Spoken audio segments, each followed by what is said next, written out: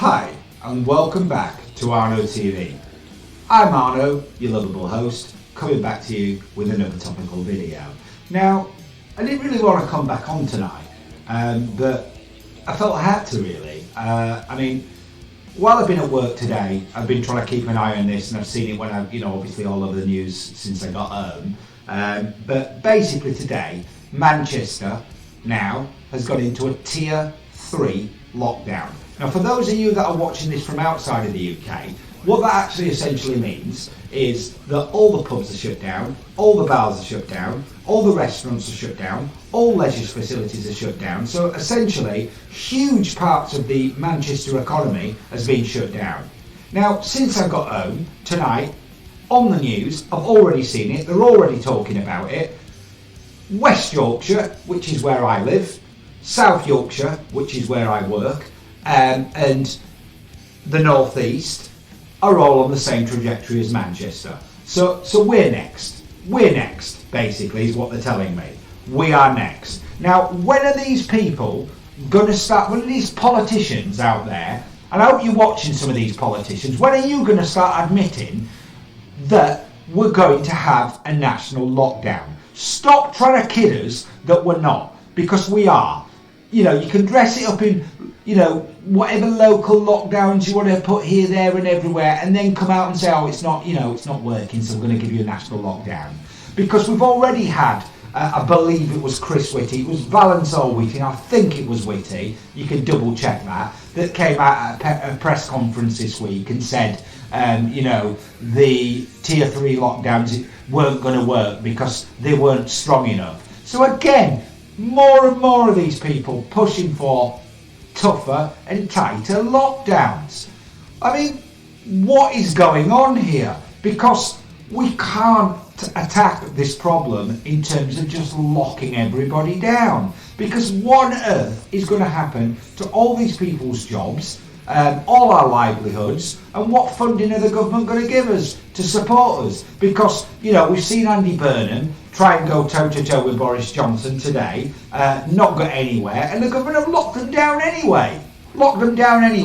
So, we're going to get locked down. It's as simple as that. And, it's starting to come to a point where we really, people seriously out there, we need to start asking these politicians and this media class as well out there some serious questions and holding these people to account, because the decisions that they're making now, there's lots of people out there that are not interested in things like politics, and it's too much for them. They can't be bothered getting involved with it, with it or anything. And a lot of these people, they don't want to do anything until something happens that directly affects them.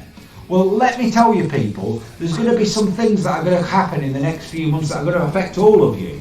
And there'll be a lot of us out there that won't have a job, and there won't be a job to get because, there'll be thousands of us applying for one job. It's seriously, we really need to start asking, what the hell is going on here? And, what do we see any of the media doing out there? They're questioning these politicians, they're putting it on them. No, they're not. So we need to start, thinking about where we want to get our information from as well, because it's quite clear that from the start of this, we've had parroted word for word the same story from every broadcaster out there. None of them have questioned anything, and it's come to a point now where if you start questioning things, we all know there's certain things we can't talk about, because if we do, they'll shut us down. This is crackers. Where are we heading with all of this, people?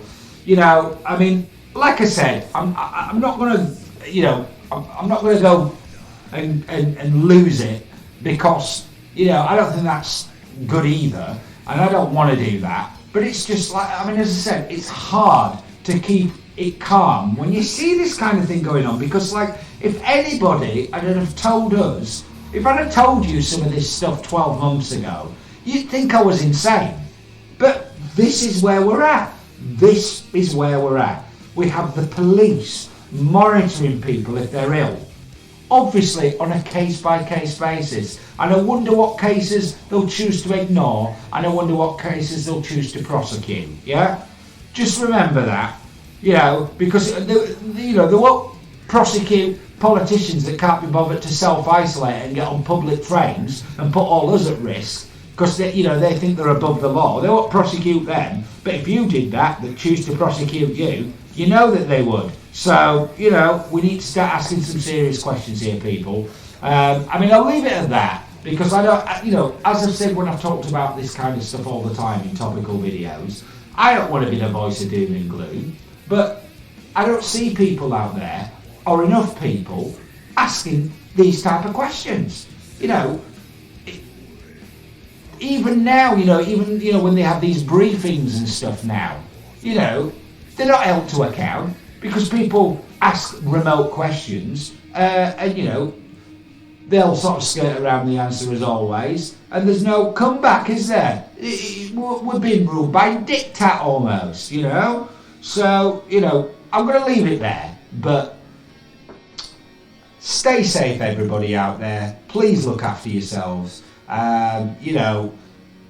Don't break any rules or out like that. It's not worth it because they'll throw the book at you anyway. So don't do anything like that because it will just make the situation worse. And I just want to say, take care of yourselves, stay rock and roll, and I'll be back with more videos soon.